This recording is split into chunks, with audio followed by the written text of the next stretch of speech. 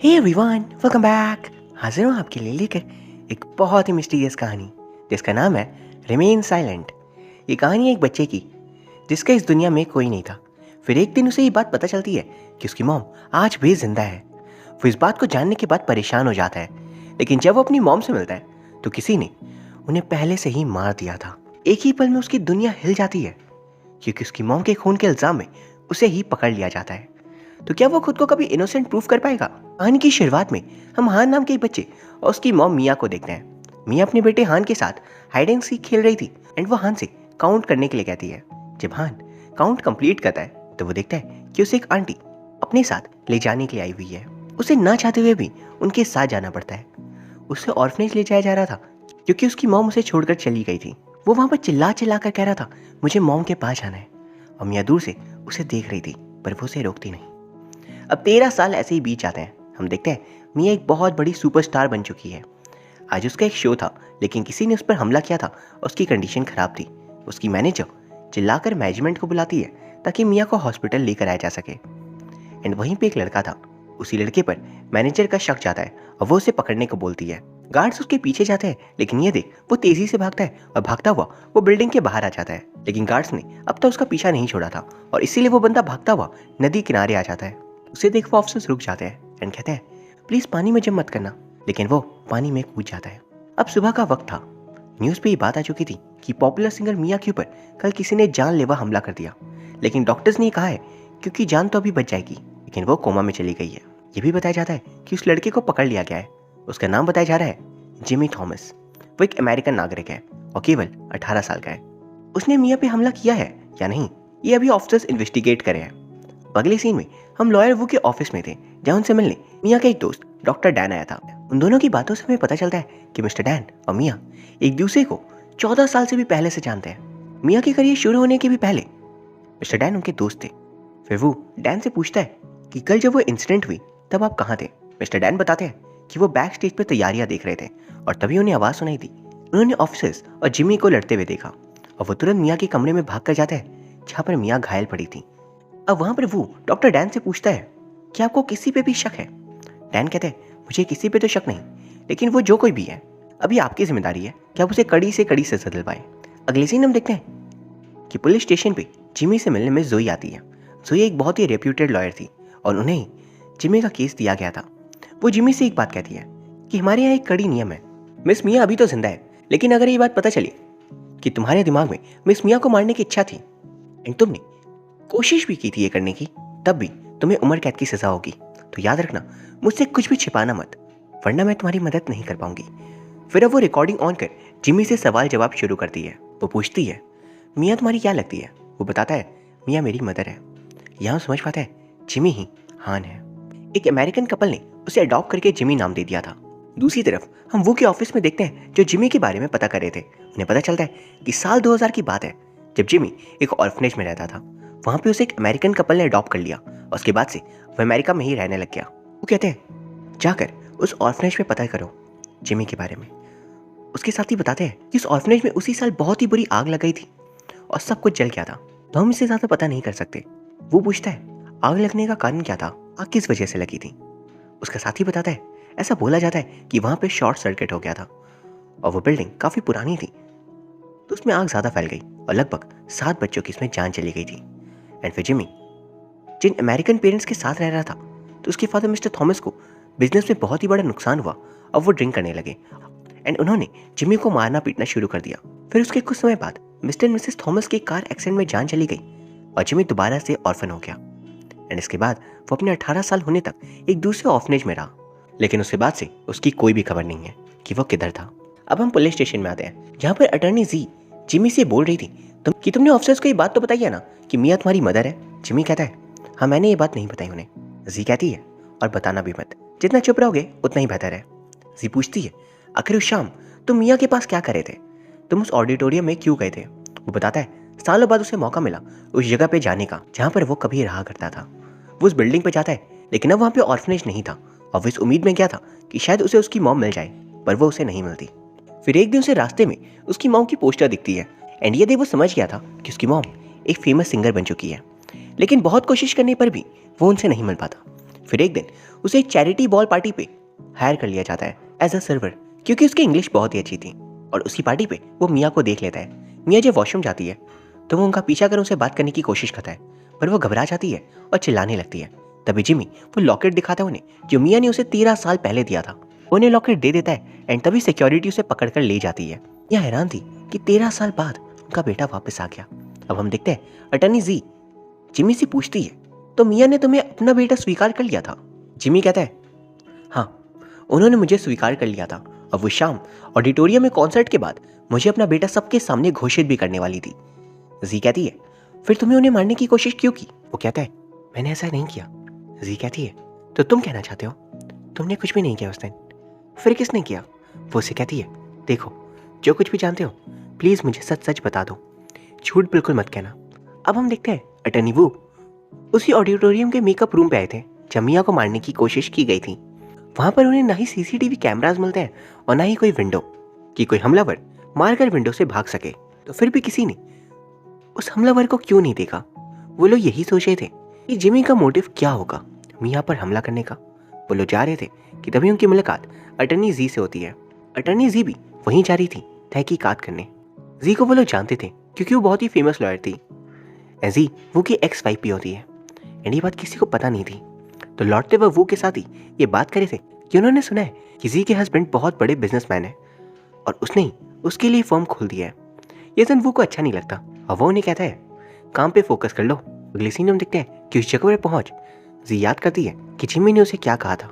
Jimmy बताता है कि वो अपनी माँ के बुलाने पर ही ऑडिटोरियम में आया था, लेकिन उसे मिया की मैनेजर आने नहीं देती। तो मिया उसे समझाती है कि वो उसे आने दे। फिर सबको वहां से भगाकर मिया जिमी से बात करती है। जिमी मिया से कहता है, आज आप सच में मेरे बारे में सबको बता दोगे? मिया कहती है, प्लीज यहाँ पर तुम मेरा इंतजार करना, मैं थोड़ी देर में आती हूँ। अपनी बातों का जवाब न पाकर जिमी कहता है, आपने मेरी बातों का जवाब क्यों नहीं दिया? आप सच बताओ, आप खुश नहीं हो ना कि मैं वापस आ गया हूँ? मिया कुछ बोल नहीं पाती। ये देख उसे बहुत बुरा लगता है एंड इसी बीच वो बेहोश हो जाता है। उसके बाद क्या हुआ जिमी को कुछ भी नहीं पता। उसे बस इतना पता है कि उसने अपनी माँ को एक दूसरे आदमी के साथ बात करते हुए सुना था और जब उसे होश आया था तब उसने अपनी माँ को घायल पाया एंड सब कोई उसके पीछे पड़ गए थे। उसे ही लोग कल्प्रिट समझ रहे थे। जी उस जगह पे जाकर इन्वेस्टिगेट करती है, पर उसे कुछ समझ नहीं आता कि अगर उस रूम में कोई आया भी है तो वो दूसरों की नजरों से बच कैसे गया। अब हम देखते हैं जी को किसी का कॉल आता है और वो उसे मिलने चली जाती है। हम देखते हैं उससे मिलने वो आया था। वो उसे अपने पास्ट के बारे में कुछ बात करता है तो वो कहती है, डायरेक्टली काम की बात पे आ जाइए तो अच्छा रहेगा। वो उसे कहता है, तो उस बच्चे से उसकी गलती एक्सेप्ट करवा दो, तो मैं जजेस से बात कर उसकी सजा कम करवा दूंगा। जी कहती है, मैं ऐसा क्यों करूं? मान लो अगर वो दोषी नहीं हुआ तब, इसलिए मैं उसके साथ ऐसा बिल्कुल नहीं करने वाली। वो कहता है, मान लो उसे कोई साइकोलॉजिकल दिक्कत हो तो इस केस में सजा कम हो जाएगी। जी कहती है, नहीं मेरे क्लाइंट की कोई क्रिमिनल रिकॉर्ड है और ना ही उसके पास कोई मोटिव है, ना ही तुम्हारे पास उसके खिलाफ कोई एविडेंस, और ना ही वो इस बात को एडमिट करेगा। तो सोच लो कोर्ट में किसके पास अपर हैंड है? तुम जीत ही नहीं सकते। वो कहता है, ऑफिसर्स के पास बहुत सारे एविडेंसेस है। जी कहती है, अगर उनके पास उतने एविडेंस होते तो तुमने मुझे यहाँ पे नहीं बुलाया होता, तुम डायरेक्ट कोर्ट में आते और मुझे हरा देते। लेकिन तुम नहीं हरा पाओगे क्योंकि मेरा क्लाइंट निर्दोष है। उनके बीच लड़ाई होता देख कैफे ओनर आकर उन्हें आइस वाटर देता है और कहता है, आप वैसे भी जीत नहीं पाओगे। अगले दिन कोर्ट में ट्रायल शुरू हो जाती है।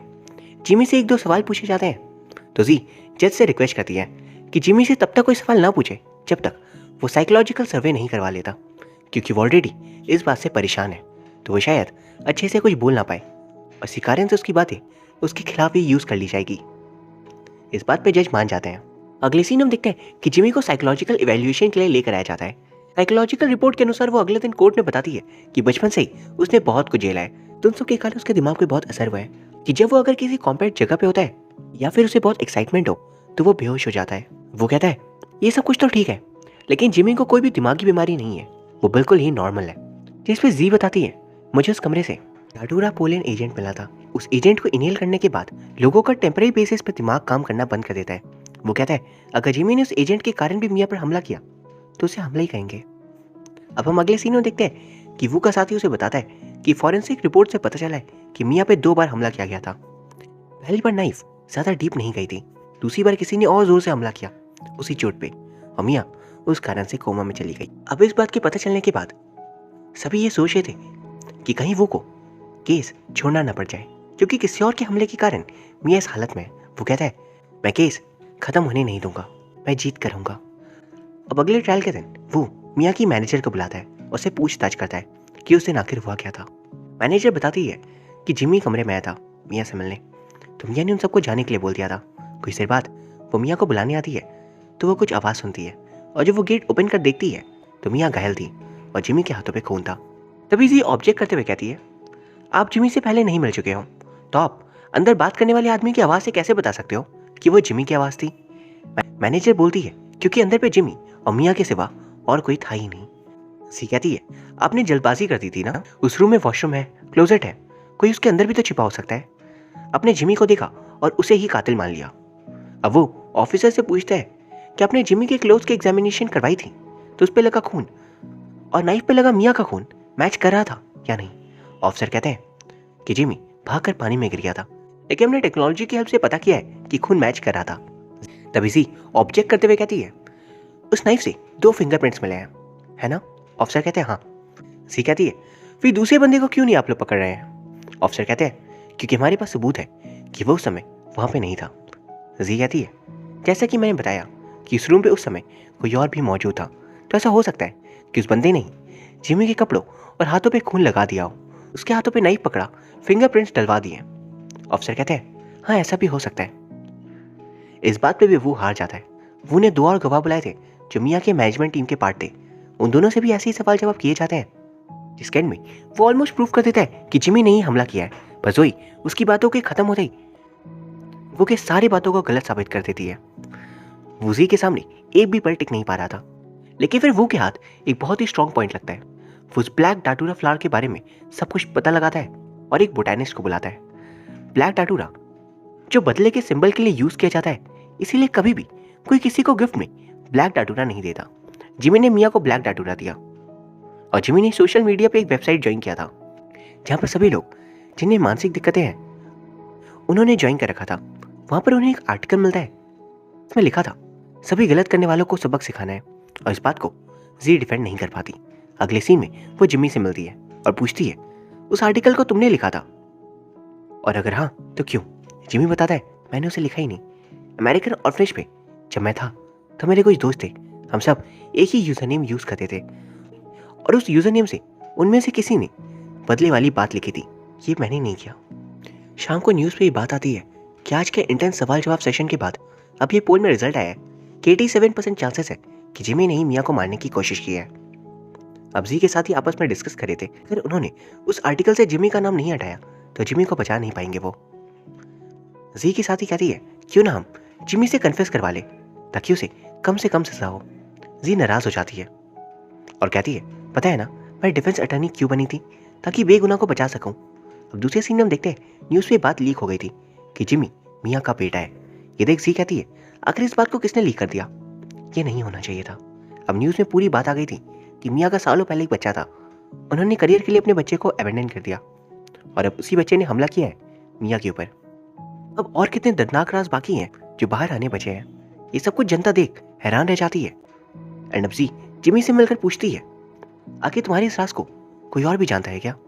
जिमी बताता है, एक शख्स है, वो जानते थे मेरे बारे में, मुझे अच्छे से याद नहीं है, पर जब मैं छोटा था तब मैंने उन्हें देखा था। जी कहती है, और क्या बात है? जिमी बताता है, उस दिन ऑडिटोरियम में आने के लिए मेरी मॉम ने एक गाड़ी भेजी थी।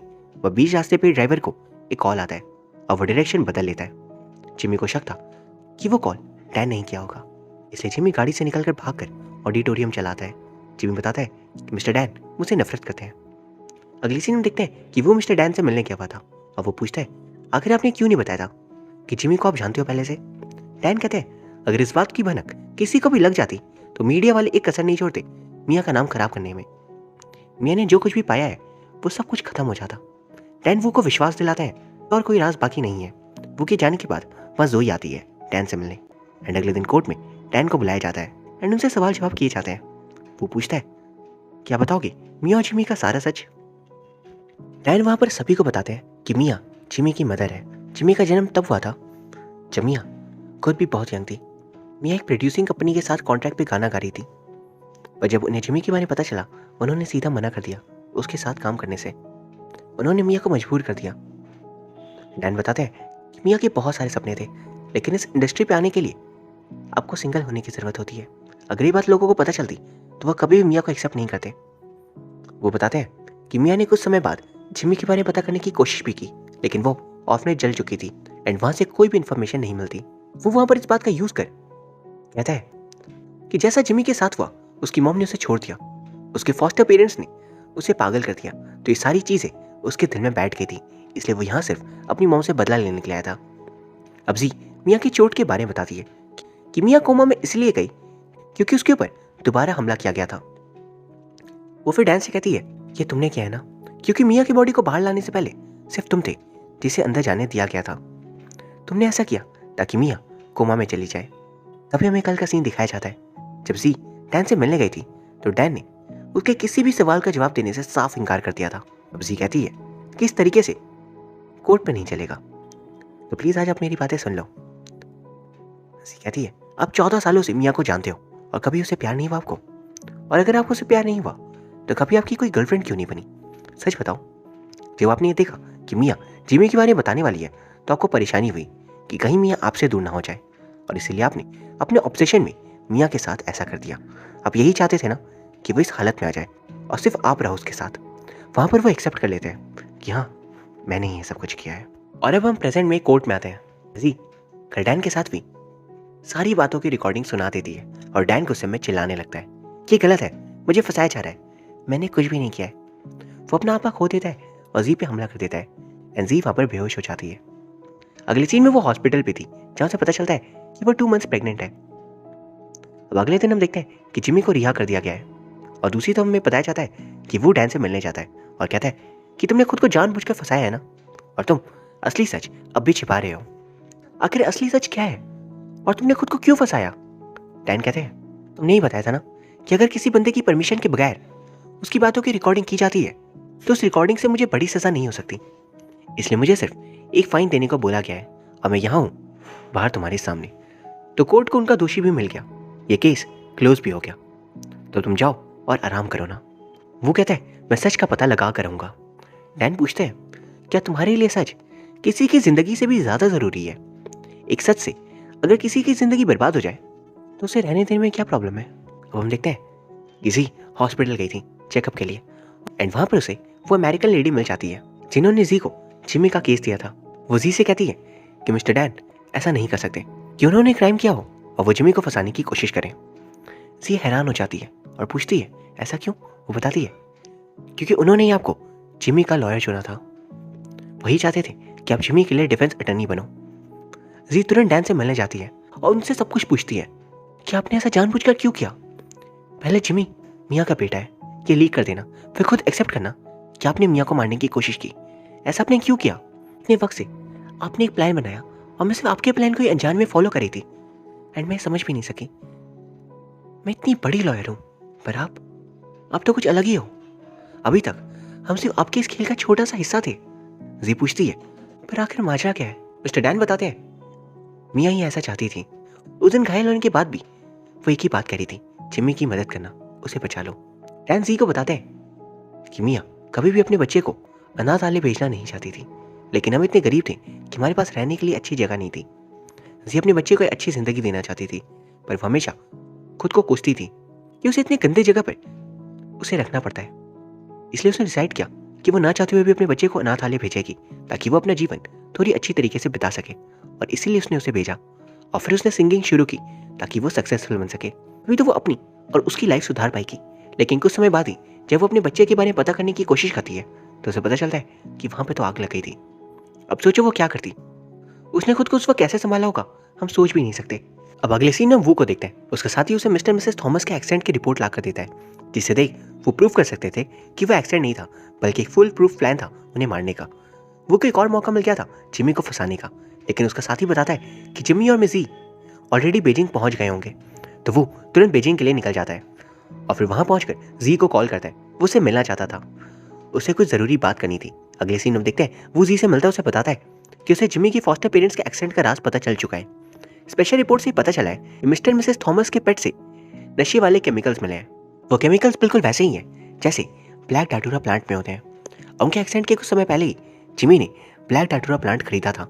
ये सब कुछ एक ही तरफ इशारा करा है कि जिमी ने अपने foster parents mister and Mrs Thomas को मारा है। उसने ये सब कुछ फुल प्रूफ प्लान के साथ किया है। जी कहती है, तो तुम मुझे ये सब कुछ अब क्यों बता रहे हो? मैं जानती हूँ मुझे सबने बेवकूफ़ बनाया है। वो कहता है, मैं ये बताना चाहता हूँ कि जिमी बहुत खतरनाक है, हो सकता है उसने ही मिया को मारा हो। तभी जिमी का कॉल आता है और जी उससे मिलने जा रही थी। वो कहता है, क्या तुम पागल हो? तुम इस हालत में उससे अकेले मिलने कैसे जा सकती हो? वो बिल्कुल भी सेफ नहीं है।